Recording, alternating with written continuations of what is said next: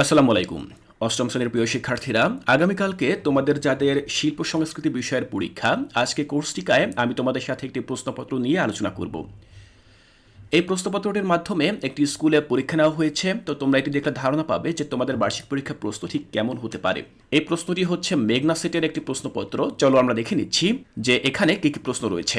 বার্ষিক পরীক্ষা 2024, অষ্টম শ্রেণী, বিষয় শিল্প সংস্কৃতি। তোমাদের সময় হচ্ছে 3 ঘন্টা এবং পূর্ণমান হচ্ছে 100। অন্যান্য পরীক্ষার মতো তোমাদের শিল্প সংস্কৃতি এই বিষয়টিরও 100 মার্কের প্রশ্নপত্র হবে। প্রথমে আমরা দেখব ক বিভাগে। এখানে এক কথায় উত্তর দাও কিছু প্রশ্ন রয়েছে। দেখো এই সকল প্রশ্নগুলোর তোমরা উত্তর বাসায় বসে প্র্যাকটিস করবে। শিল্পী কায়ুম চৌধুরী কোন জেলায় জন্মগ্রহণ করেন? খ, 1957 সালে কায়ুম চৌধুরী কোথায় শিক্ষকতা শুরু করেন? গ, সাবাস বাংলাদেশ ভাস্কর্যটি কে নির্মাণ করেন? ঘ, খুলনা জনপদ কোন জনপদ হিসেবে পরিচিত? উ, বাংলার লোকচিত্রকলার অন্যতম নিদর্শন কি? চ, জড়ানো পট কত ফুট লম্বা হয়ে থাকে? এরপর বলা হয়েছে ছ, বিশ্বের সবচেয়ে বড় ম্যানগ্রোভ বন কোনটি? জ, ছবি আঁকার প্রধানত কয় ধরনের ছন্দ ব্যবহার করা যায়? তো এই যে প্রশ্নগুলো রয়েছে, এখানে দেখো আরও কিছু প্রশ্ন রয়েছে।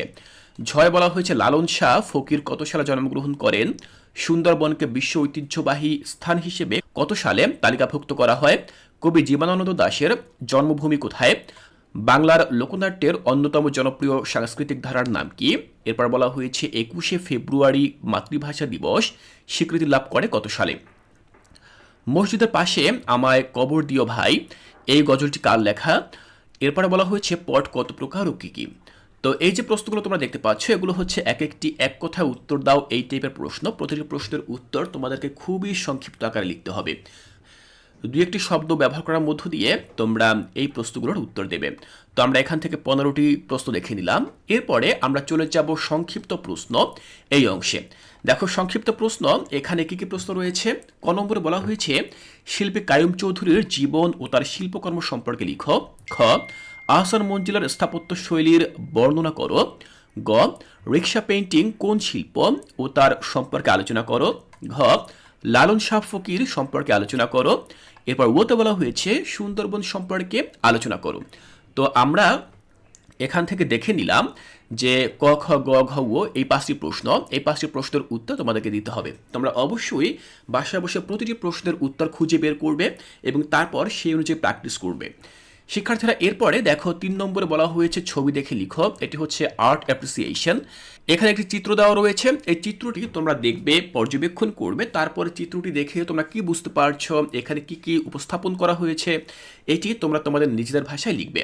এটির মান থাকবে 10। এখানে এই চিত্রটি দেওয়া রয়েছে, তবে তোমাদের পরীক্ষায় যে কোনো চিত্রই আসতে পারে।